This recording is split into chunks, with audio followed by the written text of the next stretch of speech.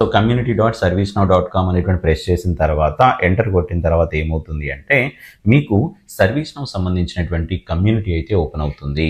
Community open అయిన తర్వాత చూడండి ఇక్కడ ఏం జరిగింది, కమ్యూనిటీ అనేటువంటిది అంతా ఉంది. ఇక్కడ సర్వీస్ నౌ కమ్యూనిటీ ఎవరైతే డెవలపర్స్ ఉన్నారో వరల్డ్ వైడ్గా ఉండేటువంటి సర్వీస్ నౌ మీద వర్క్ చేస్తున్న వాళ్ళందరికీ కూడా ఇక్కడ యాక్సెస్ అయితే ఉంటుంది. మరి ఇలా లాగిన్ కావాలి సార్, నేను లాగిన్ అనేటువంటిది ఎలా ఉండాలి అంటే సింపుల్గా సైన్ ఇన్ అనేటువంటి దాని మీద క్లిక్ చేసుకోండి. ఇక్కడ సైన్ ఇన్ మీద క్లిక్ చేసుకోగానే మిమ్మల్ని ఏమని అడుగుతుంది అంటే మీరు సైన్ ఇన్ కావడానికి మీ మెయిల్ ఐడి అడుగుతుంది.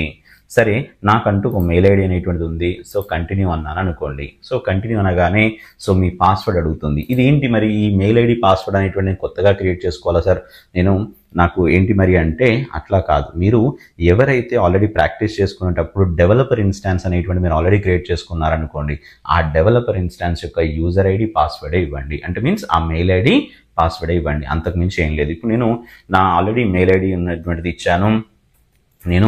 నాకు ఎక్కడైతే డెవలపర్ ఇన్స్టాన్స్ ఉన్నటువంటి ఆ పాస్వర్డ్ కూడా ఇచ్చాను అనుకొని సైన్ ఇన్ అనండి, అంతే. ఇంతకు మించి ఏం లేదు. డైరెక్ట్గా మీరు లాగిన్ అయిపోతారు. మీరు ఫస్ట్ టైం లాగిన్